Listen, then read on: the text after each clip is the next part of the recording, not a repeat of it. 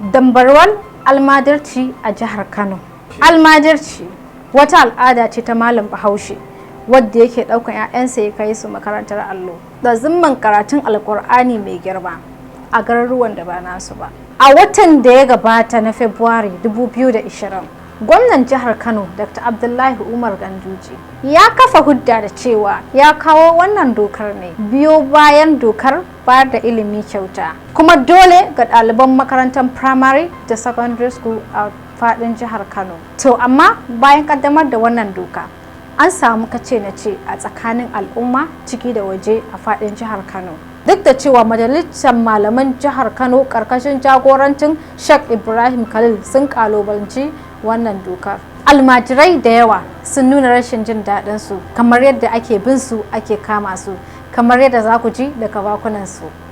Ko me sunanka? Gaddafi. Ga ka da roba kana bara, baka ganin gwamnati ta hana bara? Babu abin da zamu ci ne. Ba ku da abin da za ku ci? To ya kake idan ka gansu sun taho? Guduwa nake yi. Ba su taba kama ka ba? Ba su taba kama ni ba. To wace shawara za ka ba wa gwamnati akan kama kuɗin nan da ake? Su taimaka mana da abinci, mu daina bara, ba masu muwa. Kuma ba a san ranku kuke bara ba. To ga ka da roba kana bara, baka ganin gwamnati ta hana bara? Ta hana, amma ai ba mu da abin da za mu ci ne. Mu yara ne kuma an kawo mu ne mu je mu nemi ilimi. An kawo mu ne mu nemi ilimi. To in ba mu yi bara ba da ya za mu samu mu ci abinci. To ya kake idan ka ga masu kama? Dai na samu guri na tsaya na ɓoye, in sun wuce sannan na tahi na wuce. To wace shawara za ka ba wa gwamnati? Muna so ta taimaka ta sama mana abin da za mu ci, saboda mu ma ba baran nan muke so ba. Mu ma sun samu mu a ce ko da yaushe muna samun abinci muna ci, ba mun je mun baratu ba. To yanzu dai baka farin ciki da wannan abu kenan? Gaskiya ba na farin ciki da wannan, saboda me za a ce ba za a ba almajiri ya yi bara ba, to me zai ci in bai bara ba? To baka ganin ga ka da roba kuma gwamnati ta hana bara? Me yasa ka fito bayan gwamnati ta hana? Kawai to ai mutum ya tsaya gidan ba abin da zai yi. Sakamakon wannan turka-turka, gidan talabishin na Kwankwasiyya Reporters ta yi dogon nazari domin kano muku bakin zaren. A cikin bincikenmu ne muka gano cewa tsohon gwamnan jihar Kano, injiniya Dr. Rabiu Musa Kwankwaso, ya yi wannan matsala kyakkyawan shiri kamar haka. Ta koma plan ɗin gwamnatin baya ta bari ci shi mai girma injiniya Rabiu Kwankwaso. Ta ɗauko wannan plan ɗin ta gyara shi ta ɗora, in za ta ƙara wani abu ma a kai wanda yake mai kyau irin wannan ɗin ta ɗora, ta sa zuwa lafiya sai a ga tafi daidai, ba za ta ƙara ganin kowa ma iya wani bara ba. Wani irin plan ta yi waccan gwamnatin da ta ɗauko tsari na cewa lallai za a duba a tambayi malaman me ya matsalar su, me ya fi damun su, me suke so, sai ta yi magana akan kowane mutum almajirinsa a faɗi garin da yake da inda ya zo, haka ka tsara ba daga inda yake da inda ya zo, gwamnati ta taimaka adadin abin da za a mishi. Idan kuma gwamnati ta iya ba wata tsarin da ta faɗa, ta ɗauko ta a nemi iyayen yara shigo ciki, haka gwamnati ma ta kana shigo ciki, ba hana ba, ba hana kore a majaliya garin a ce ka zuwa ba, amma ga tsarin gwamnati ba ta ɗauko za ta taimaka, amma iyayen yara shigo ciki da kuma 'yan kasuwa kamar da shi ya buɗe makaranta a wannan gari wajen kumbuɗo ko wajen giru da ya buɗe irin wannan taimakon da ya ɗin, to irin wannan yake so a yi a shigo ciki, 'yan kasuwa su shigo ciki, kamfanin su shigo ciki, jama'a gari shigo ciki da kuma iyayen yara, kuma shi ma zai ƙara mai ƙarfi. To ya san wannan shi gwamnan da yake yanzu ne su aka komai ya kamata ya duba wannan abun, in bai duba wannan abun fata akwai matsala. Assalamu alaikum. To gwamnatin mai girma Rabi Musa Kwankwaso abin da ta yi akan zancen almajiranci, farko tukuna yaran nan an yi census, ba zan iya figa da ake da shi ba yanzu, amma an yi census ɗin duk makarantun allo da makarantun islamiyya ko nawa ne da an yi, kuma an je an yi ɗauki lissafin yawan yaran almajiran da suke kowace makaranta. To abin da aka tsara shine waɗannan yara da suke makarantun allo idan suka gama makarantun allon ina za su je, me za su yi? Babu wani tsari da aka yi na yaro yana makarantar allo ya gama me zai yi. Shine gwamnati a sannan ta ƙirƙiro da makarantun SIS wanda aka a kowace local government an yi makarantar SAS guda ɗaya wanda ta kwana ce, babban makaranta ce, kowa je ga ta take a tsare take in ka je wani state jihar ma sai ake ce university ce.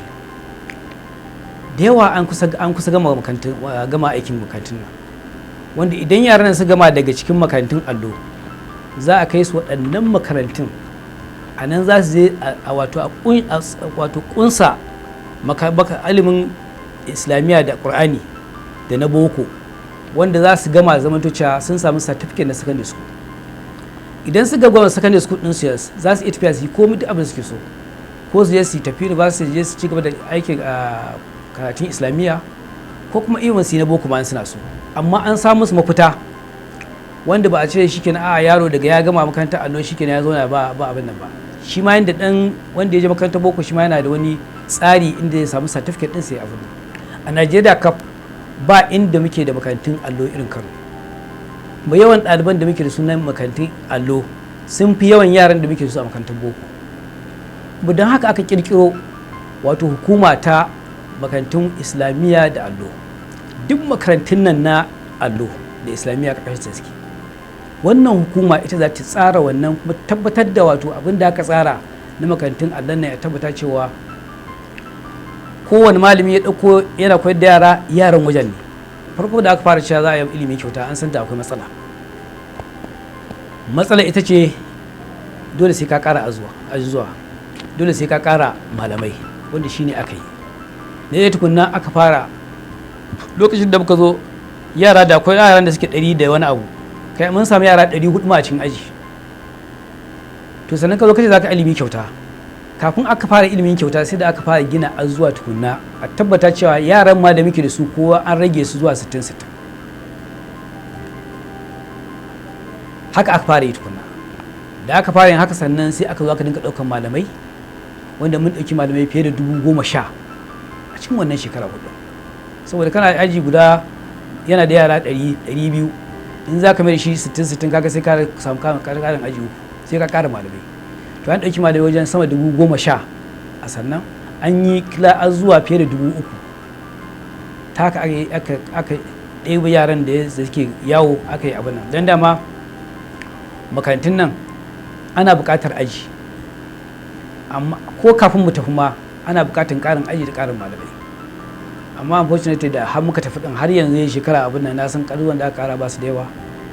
Malaman ma da aka ɗauka 'yan kwanakin nan, ko a da muna da voluntary teachers amma ana ba su kuɗin da ya kamata, amma yanzu voluntary teachers wanda gwamnati ta ɗauka ana ba 15,000. To tsari ne wanda in ba tsarin da ya kamata ba shakka sai ya gani cewa ba za a samu ci gaban da ya kamata ba, kuma dokar ta cewa a hana bara ba za ta yi ba. Dole in aka yi abu tsari cewar an yi free education free ne, a tabbatar an ba da abin da ya kamata, an ba da kayan aiki, an ba da littattafan, an ba da abincin, an ba da uniform at least at the primary level. Sauran kuma kasu biya kuɗin abin nan, amma don kayi free education ya zama cewa kuma ma ba ka kai kayan aiki, to kaga an shiga wani abu ba karatun za a koyar ba, sai dai kowa ya tashi ya gama abin nan. Wannan shine tsarin da ya kamata a ce an yi kafin a samu irin wannan ci gaba da ake so. Kuma za gani cewa yanzu shi kansa da aka fara ilimi kyauta da aka fara lokacin sanata Kwankwaso, ai duk tsarin ne. Waɗansu suna baran nema, waɗansu ba sa zuwa makarantar boko na saboda ba za su iya biya ba, da primary din da secondary school din. Saboda haka aka tsaro tun farko cewa a bada ilimi kyauta, kowa ya je ilimi kyauta. Saboda haka a sannan lokacin da aka fara, kafin a fara ilimi kyauta, primary da secondary school yawan ɗaliban da suka yi ko kusa da miliyan 1 ba su kai ba. Amma da aka fara bada ilimi kyauta ana ciyarwa, ana bada uniform, kafin a tafi da aka yi muka da yara miliyan 3. Ta kenan an rage, da ba dan ɗiba wannan ba yaran da bara za su dinka yi. To dalilin da yasa ake na aka yi. Sannan sai aka dawo da buɗe makarantar boarding school ta primary, tunda tintin a shekara wajen 20 ko 30 ma an rufe an daina yin boarding primary school, amma sannan aka fito da ita saboda a tabbata cewa dai yara da inda ba su da irin makarantun za su yi makarantun boarding su yafi da su, da aka yi a Jibir, aka yi wata kuma a wajen hanyar Rano, amma ita ma an kashe ta. Ita ma an kashe ta, amma ita mun Jibir tana nan ba da ɗinta ba. Amma su manya in ka zo kana yi manya, shi ba wuya a yi taking care of them, saboda an tara su kuma an ce za a dinga ba su, an fara ba su even allowance da aka ba su wajen 10,000 kowanne a bashi ya zauna kuma a tabbata shi ma ɗansa ya shiga makarantar nan kyauta zai yi ba sai ya ba da kuɗi ba. saboda haka kenan su ba matsala su akan manya, ka ba su abin da za su dan shi ne, dan da akwai wanda yanzu ake daukan su aiki za ka ba su fiye da 10,000. so su ma'aikatan manyan almajirai ba wuya ka kula da su dan 10,000 din inda ka kula da yaran su ma su je makaranta kyauta ba ka da matsala. to wannan shine tsarin da aka yi a da, kuma kamata ya ce shi aka dora akai.